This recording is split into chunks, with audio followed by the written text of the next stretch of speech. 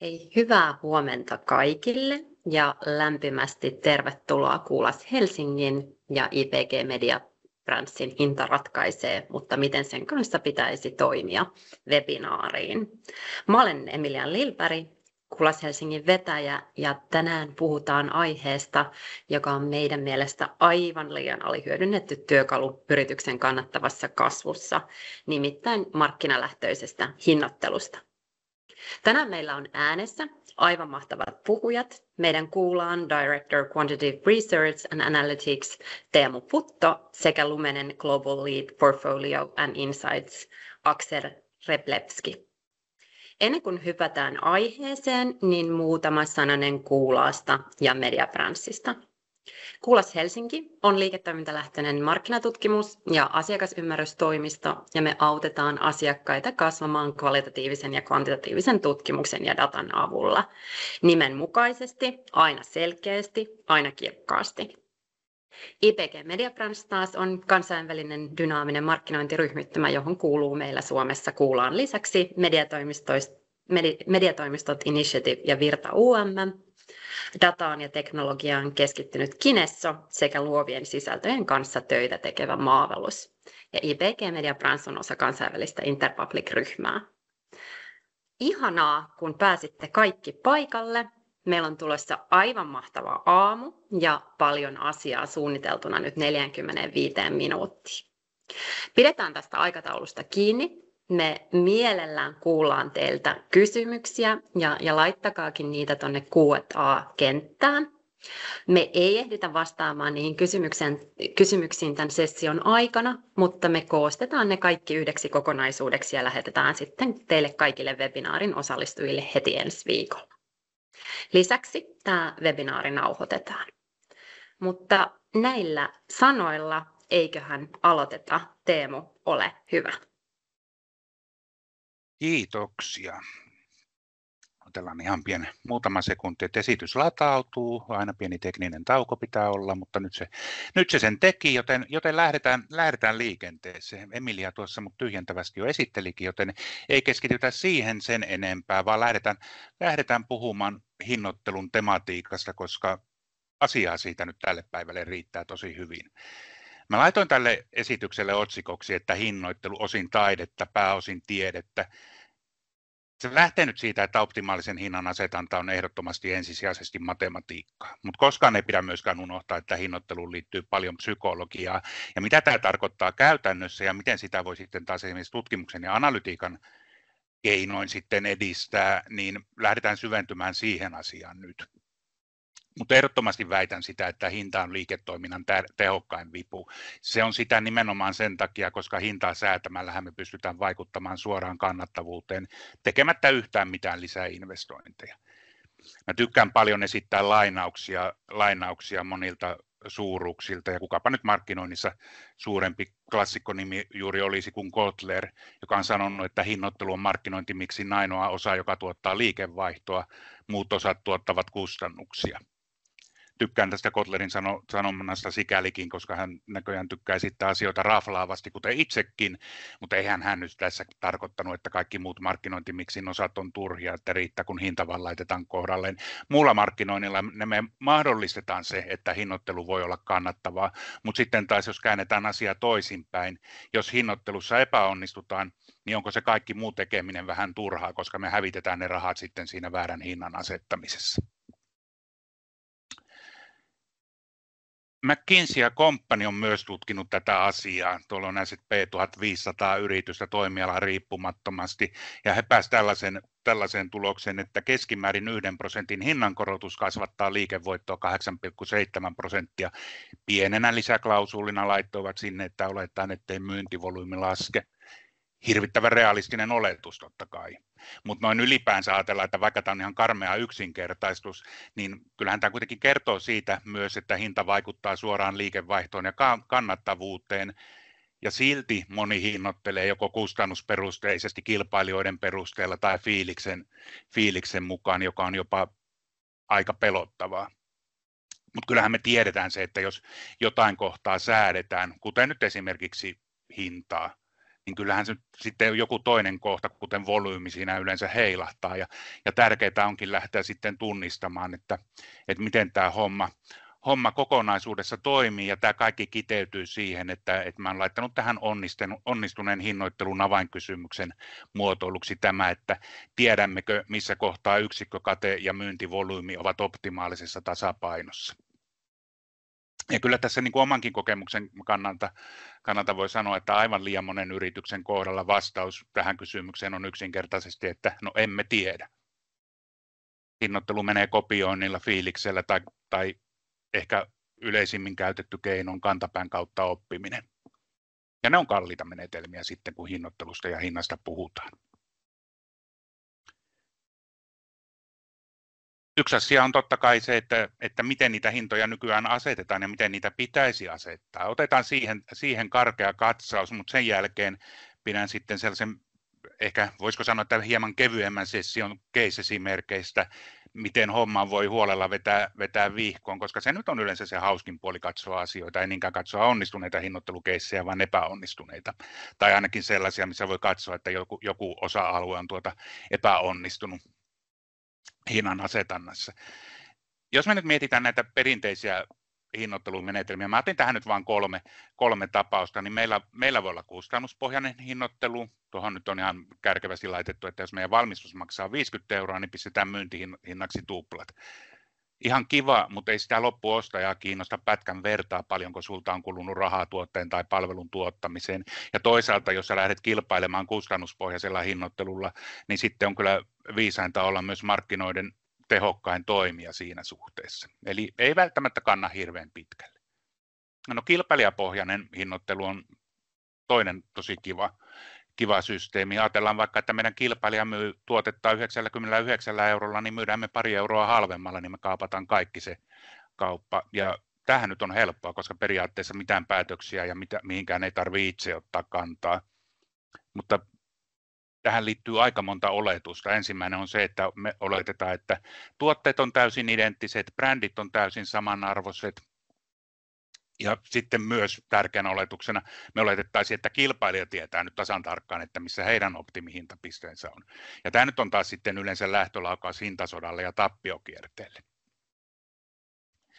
Ja se, mistä mä nyt puhun eniten, on se, että miten hinnoitellaan sen mukaan, miten asiakas kokee tuotteen arvon. Tässä nyt lukee, että asiakas on valmis maksamaan 500 €, miksi pyytäisimme vähemmän tai miksi pyytäisimme enemmän, koska sitten sen hintapisteen ulkopuolelle liikkuminen, niin se vaan syö meiltä katetta. Ja tässä on tosissaan tärkeää muistaa se, että arvopohjainen hinnoittelu ei tarkoita aina korkeita hintoja, se tarkoittaa vain puhtaasti sitä, että hinnat on oikeassa suhteessa asiakkaan kokemaan arvoon. Ja jos me nyt mietitään tätä kuviota, niin mä olen laittanut tuohon kuvioon tuon kustannusviivan, että siinä näkee, että paljon meillä nyt on kulunut rahaa kaikkiin siihen tuotteeseen liittyviin kustannuksiin. Ja sen jälkeen me lähdetään miettimään sitä hintapreemiota, ja siitä voidaan puhua asiakkaan kokemana arvona. Mitä suurempi arvo asiakkaalle, sitä parempi kate on mahdollinen, ja tässä kohtaa tulee esimerkiksi kaikki markkinointitoimenpiteet esiin, eli brändiä vahvistamalla, kilpailuetua löytämällä tai löytämällä tuotteita, jotka on todellakin sellaisia, jotka sopii kuluttajan identiteettiä ja haluaa samaistua niihin, niin näillähän sitä arvoa kasvatetaan. Mutta sitten siellä näkyy myös viikatemiestä tuolla kuvan alareunassa. Eli sitten jos meidän asiakkaan kokema arvo ei edes ole niin paljon kuin mitä meillä niitä tuotantokustannuksia tulee, niin no, ei kai siinä muuta kuin, että kannattaa pikkuhiljaa ruveta laittaa lappua luukulle. Tuossa on toi Jeff Bezosin kommentti siitä, että hintojen laskeminen on helppoa, se, että siihen on varaa, on vaikeampaa.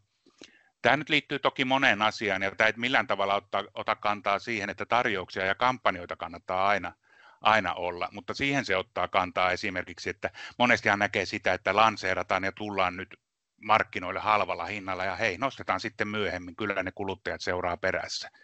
Ei ihan hirveän usein toimi. Silloin me on totutettu kuluttajat tiettyihin hintatasoihin, ja niitä he tulee sitten noudattamaan. No Ron Johnson, tämä ei ole siis se Miami Vice-mies, vaan toi J.C. Pennin entinen toimitusjohtaja kiteyttää tuon äskeisen tyylin, että hinnoittelu on itse asiassa todella helppoa. Asiakkaat eivät maksa yhtään enempää kuin mikä on tuotteen todellinen arvo.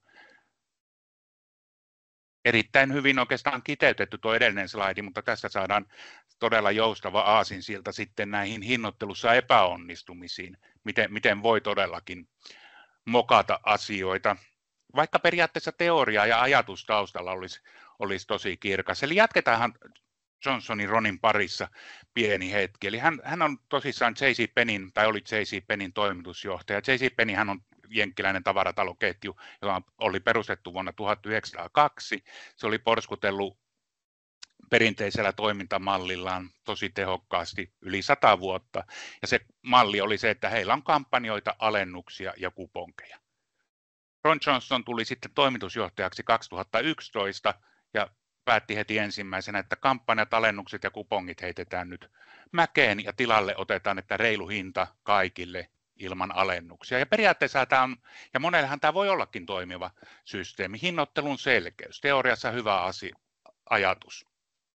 Mutta sitten kun se ongelma oli se, että asiakaskunta koko ketjussa oli tottunut siihen, että he löytää hyviä diilejä, ne hyvät diilit tulee alennusten ja kuponkien kautta. Nyt se fiilis vietiin heiltä pois. Hinnat saattoi olla lopulta ihan samat, mutta tunne ostamisesta katosi, joka on sitten hyvä muistutus siitä, että hinnoittelun tunnepuolta ei saa koskaan unohtaa. Ja kun tämä muutos nyt sitten Johnsonin johdolla tehtiin, niin myynti putosi 25%, tuollaiset reilut $4 miljardia. No eihän se nyt paljon ole. Pyöristysvirhe. Ron sai vuoden jälkeen lähteä ja sitten vielä lähtikö tästä sitten se kierre, että J.C. Penney meni konkurssiin vuonna 2020. Se yhtenä keissinä. Otetaan ehkä vielä tunnetumpia pelureita tähän esille. Meillä on tällainen menestystuote kuin ensimmäisen sukupolven iPhone, josta voi tietysti moni heti ajatella, että no mikä ihme tässä nyt on voinut mennä pieleen, koska tämähän on täydellinen menestystarina. Mutta Apple lanseerasi tämän ensimmäisen iPhonein hintaan $599 ja sehän ei lähtenyt vetämään oikeastaan ollenkaan. Ja varhaiset omaksujat ja teknologiafriikit tarttu tähän tuotteeseen ja 2 kuukautta Apple katsoi tätä hommaa.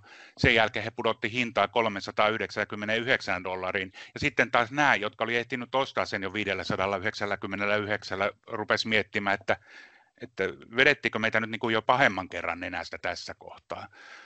Jobs sitä vähän aikaa mietti ja Apple johtui, kunnes sitten päätyivät antamaan periksi, pyysivät anteeksi ja antoivat ensimmäisille ostajille $100 hyvityksen. Eli tässä vähän kysymyksenä, että ymmärrittekö se asiakkaiden maksuhalukkuus riittävän hyvin ennen lanseerausta. Annetaan nyt Applelle ja Stevelle vähän armoa, koska oli hyvin uudenlainen tuote, eikä sekään ole teoriassa väärin, että ensivaiheen ostajilta lypsetään enemmän, mutta jotainhan tässä meni pieleen, koska sitten tämä koko homma päättyi anteeksi pyyntöön ja hyvityksiin. Ei keskitytä pelkästään Appleen, vaan otetaan sitten yksi heidän isoista kilpailijoistaan seuraavaksi Framille, eli Sony. Ja konsolisotahan on ollut mielenkiintoista seurattavaa aina välillä, ja Pleikkari 2 taitaa olla edelleenkin kaikkien aikojen myydyn konsoli, ja sehän dominoi ihan täysin pelikonsolimarkkinoita, mutta sitten esiteltiin PlayStation 3 ja tilanne vähän muuttui. Lanseerattiin 2 mallia, $599 ja $499. Oli taas sitten konsolimarkkinoilla ihan järkyttäviä hintoja. Ja se ongelma oli siitä, että Sony lähti rakentamaan mediakeskusta ja myymään tätä tuotetta mediakeskuksena kuluttajille, jotka halusivat taas pelikonsoli. Sinne oli lyöty kaikkea Blu-rayta ja tällaista mukaan, kun sitten taas kilpailijat, Microsoftin Xbox ja Nintendo Wii oli $100 halvempia ja kuitenkin pelikonsoleina sitten käytännössä ihan yhtä toimivia, joten pleikkarin sitä korkeaa hintaa ja epäselvää lisäarvoa ei hyväksytty, seurasi heikko myynti ja miljarditappiot. Siinäpä sitä sitten oltiin. Eli ymmärrettiinkö tässä taas se tuoteominaisuuksien tarpeellisuus ja rahallinen lisäarvo kuluttajille? Ja kaikki kiteytyi oikeastaan siihen, että unohtuiko markkinalähtöisyys. Tuote oli todella hyvä, mutta pelikonsoli markkinalle ehkä jopa hieman väärä. Ja tässä myös ajauduttiin vahvasti kustannuspohjaiseen hinnoitteluun, koska tuo Blu-ray-teknologia oli tosi kallista. Ja sitten samaan aikaan, kun se ei ollut kuluttajille oikein tarpeellista, niin siinäpä se ongelma kulminoitu. Eikä nyt siirrytä hirvittävän paljon pienempiin, niin otetaan vielä 3. keissi tähän perään. Coca-Colan dynaaminen hinnoittelu, juoma-automaatit vuodelta 1999, kun Coca-Colan toimitusjohtaja meni mediaan puhumaan, että meillä on tällainen loistava idea, me suunnitellaan juoma-automaatteja, joissa hinta vaihtuu lämpötilan mukaan, koska hei, arvopohjainen hinnoittelu. Mitä kuumempi ilma, sitä enemmän kuluttajat tarvitsevat juomista, sitä enemmän ne on valmiita maksamaan. Eli teoria oli tosi hyvin sisäistetty, mutta psykologinen vaikutus oli sen sijaan ihan hukassa tässä kohdassa. Eli kuluttajat rupesivat kokemaan tämän, että nyt tästä ei enää ahneemmaksi voi tulla, ja tämä on pelkkää kiusantekoa. Alihankkijatkin rupesivat siinä valittamaan, että eihän nyt näin voi toimia, ja Pepsi hyödynsi tietysti omassa viestinnässään tilannetta, jolloin tietysti Coca-Cola nopeasti tuli uudestaan esiin ja sanoi, että tämä nyt oli vain tällainen ajatus, että ei me nyt ihan tosissaan oltu. Dynaaminen hinnoitteluhan voi olla ihan loistava hinnoittelumalli, jos me puhutaan matkustuksesta, Uberistä, tämän tyyppisistä toimijoista. Siellä se on ihan ymmärrettävää, resurssit on rajalliset ja jos kysyntä on suurta, niin näinhän se menee, mutta ehkä ihan joka paikkaan sitä ei kannata tunkea. Coca-Colan tilanteessa sitten kuitenkin tämä, että hinnoittelua ei aina voi perustella pelkällä rationaalisuudella, se oli se välikommentti, mutta sitten tähän on tällainen jälkikirjoitus, että 2012 Coca-Cola testasi dynaamista hinnoittelua Espanjassa, ja tällä kertaa niin päin, että kuumana päivänä pudotetaan hintaa, yllättäen meni paljon paremmin läpi. Joten kaikki nämä voidaan miettiä, että kuinka paljon oli virhettä, kuinka paljon oli tietoista ja näin poispäin, mutta kulminoituu siihen, että hinta on paljon enemmän kuin pelkästään kustannus ja kate. Se on viesti, tunne ja lupaus. Se on viesti, joka asemoi sut markkinoilla ennen kuin asiakas on tutustunut sun tuotteeseen. Se on tunne, joka ei välttämättä ole positiivinen tai negatiivinen, mutta se on aina läsnä ja vaikuttaa ostamiseen. Ja se on lupaus, joka sitten lopulta täytyy lunastaa tuotteen laadulla ja kokemuksella. Ja yksi asia, mikä pitää muistaa, on se, että hintaa pitää johtaa jatkuvasti. Se on todella merkittävä osa strategista johtamista. Ja jos hinta on staattinen, niin se on sitten nopeasti myös väärä hinta, joten hintaa pitää tarkkailla jatkuvasti, päivittää jatkuvasti, ei vaan vuosittaisessa strategiapalaverissa, sillä koko ajan meidän ympärillä kilpailutilanne voi muuttua, uusia tuotteita tulee, asiakkaiden tarpeet elävät, taloudellisessa tilanteessa tapahtuu muutoksia, joten me ollaan oikeastaan jatkuvassa oravan pyörässä siinä, että meidän pitää optimoida hinta, meidän pitää tarkkailla, mitä markkinoilla tapahtuu, meidän pitää analysoida ja oppia, ja sen jälkeen optimoida uudestaan. Mennä tätä pyörää jatkuvasti ympäri, eikä oikeastaan pysähtyä missään vaiheessa. Paraskaan hinta ei pysy oikeana, jos maailma ympärillä muuttuu. Tämä johdatuksena oikeastaan nyt sitten tähän mun rakkaaseen kotikenttään, eli markkinatutkimukseen. Ja markkinatutkimuksessahan hinnoittelu on todella kiinnostava osa-alue ja haastava osa-alue, koska hintaan liittyviä asioita on tosi helppo kysyä, mutta sitten käyttökelpoisten vastausten saaminen on huomattavasti vaikeampaa. Olen sanonut, että on paljon olemassa erilaisia tapoja tutkia hinnoittelua.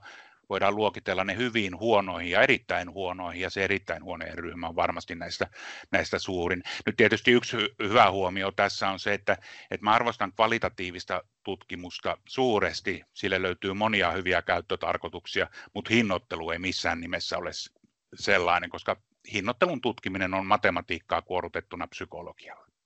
Tuossa on listattuna nyt eri menetelmiä, käydään nopeasti läpi näistä muutamia ja sitten pysähdytään yhteen kohtaan vähän tarkemmin.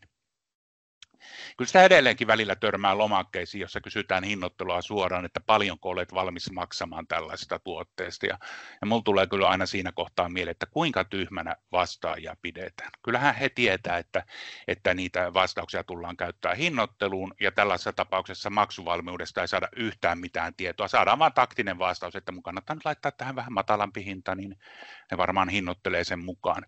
Helppoa ja nopeaa, ihanan hyödytöntä ja vaarallista.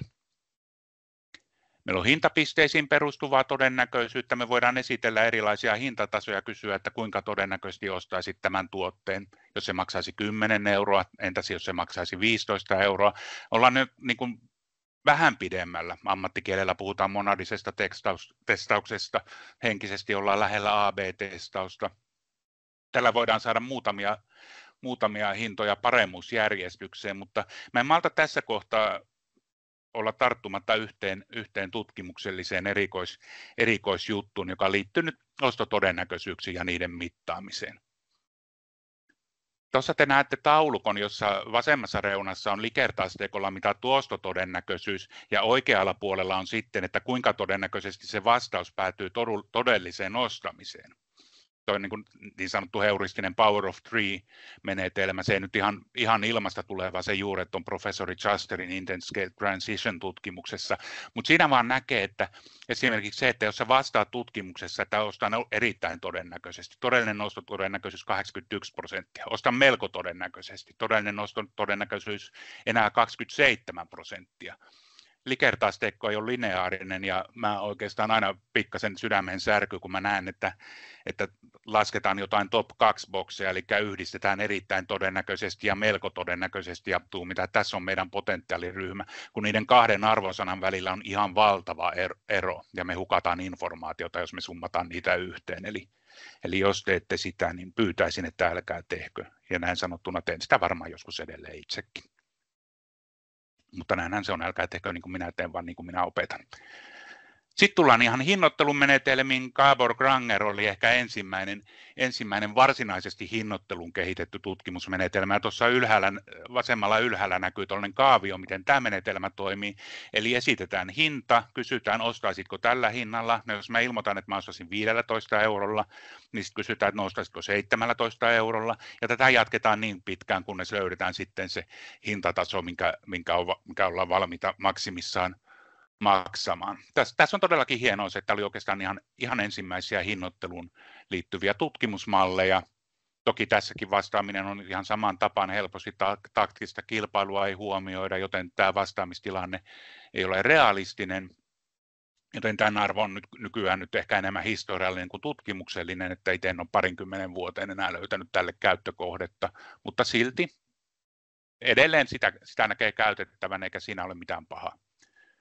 Van Westendorpin hinnoittelututkimus on yksi, mitä mä sitten käytän itse enemmänkin. Vuonna 1975 hollantilainen ekonomisti Van Westendorp tällaisen kehitti, ja tämä perustuu taas 4 kysymykseen.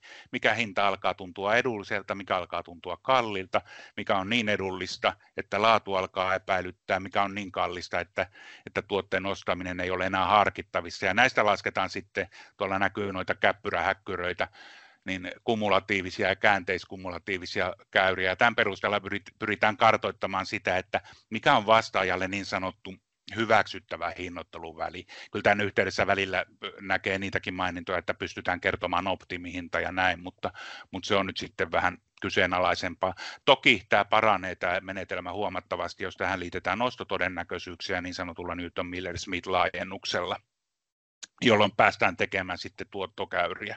Mutta edelleen heikkouksia, hähmäinen teoriatausta, ei huomioi kilpailukenttää, kysymysmerkkejä paljon, mutta tähän törmää enemmän, ja tätä mä käytän itsekin vielä tietyissä tilanteissa, kutsutaan price sensitive metriksi, hintahaitariksi, tai miten mä itse tykkään tästä puhua hintahanuriksi, ja sitä hanuria tulee kyllä tosiaan välillä soiteltua.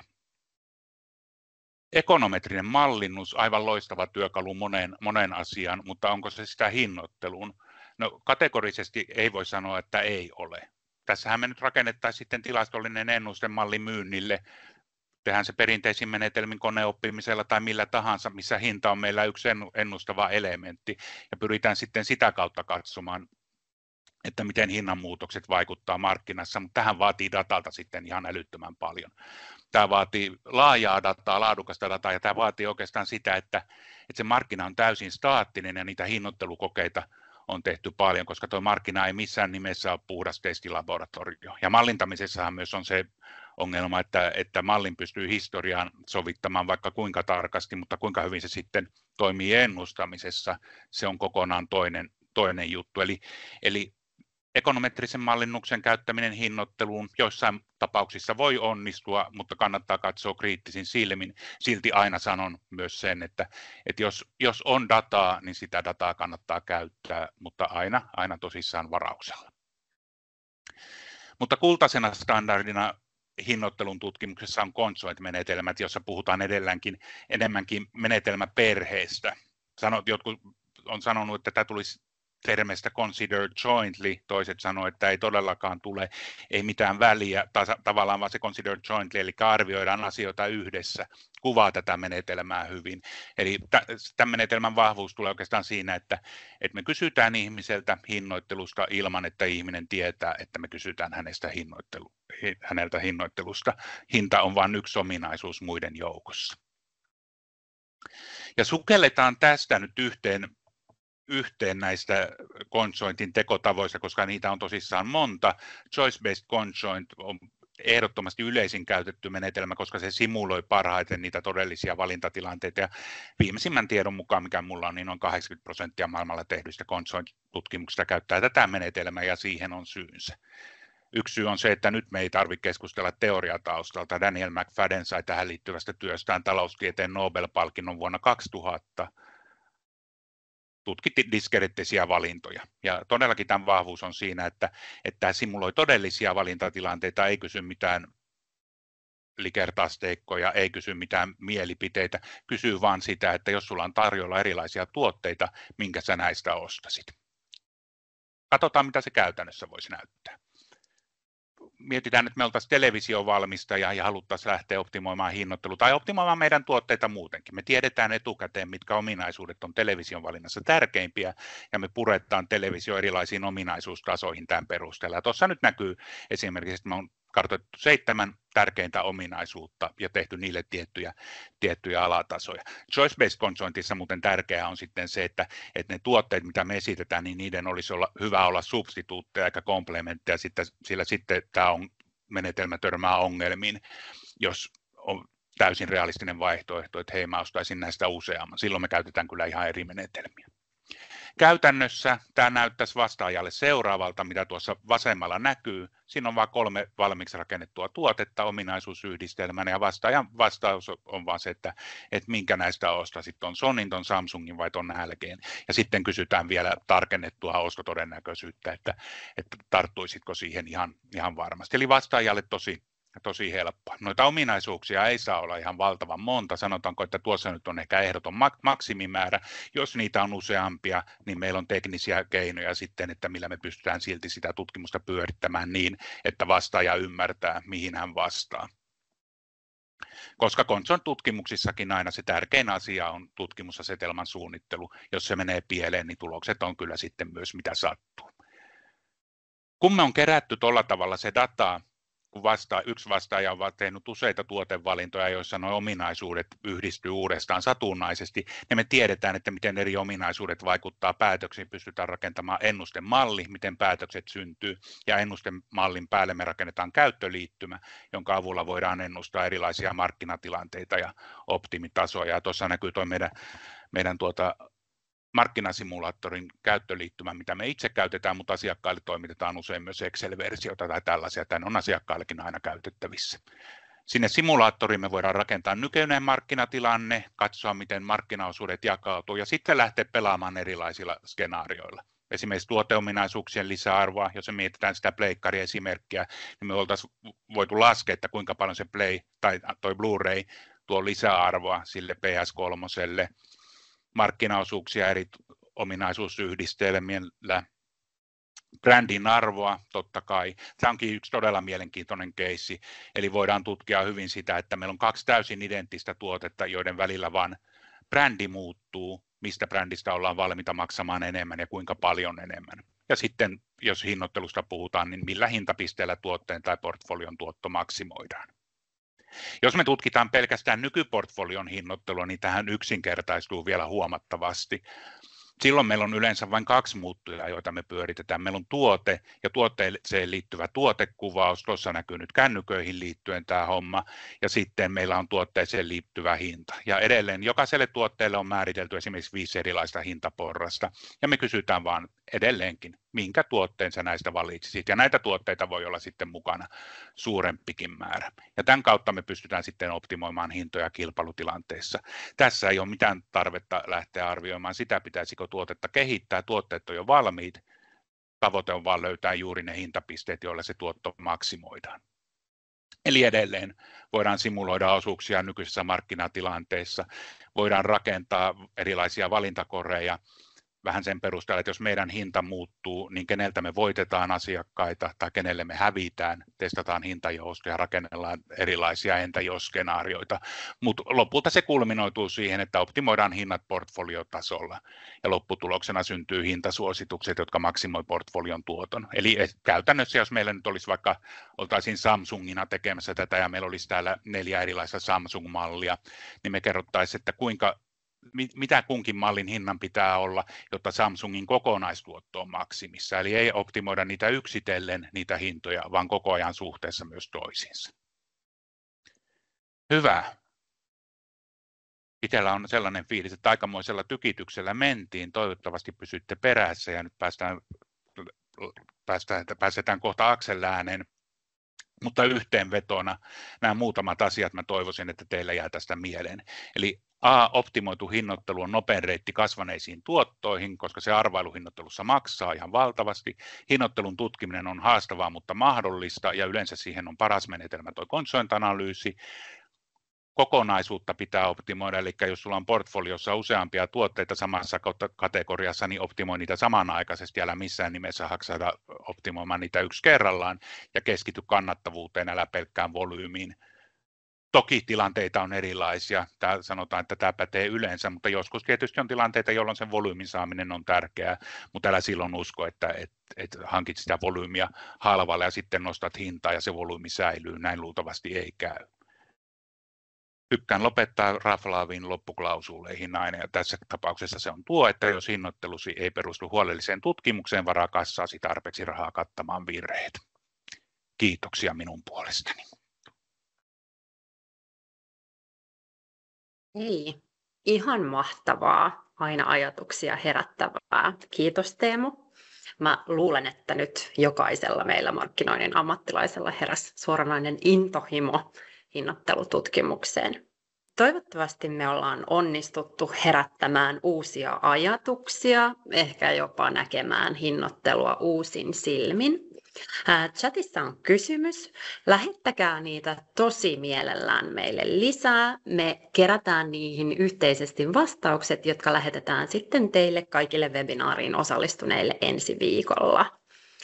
Kiitos kaikille. Olkaamme kaikki markkinalähtöisen, arvopohjaisen hinnoittelun lähettiläitä. Ja mitä tahansa hinnoitteluun tai tutkimukseen liittyviä kysymyksiä teille herää, niin sekä Teemuun että muuhun saa olla yhteydessä. Mutta nyt erinomaista päivää, erinomaista loppuviikkoa kaikille. Kiitos ja nähdään. Moi.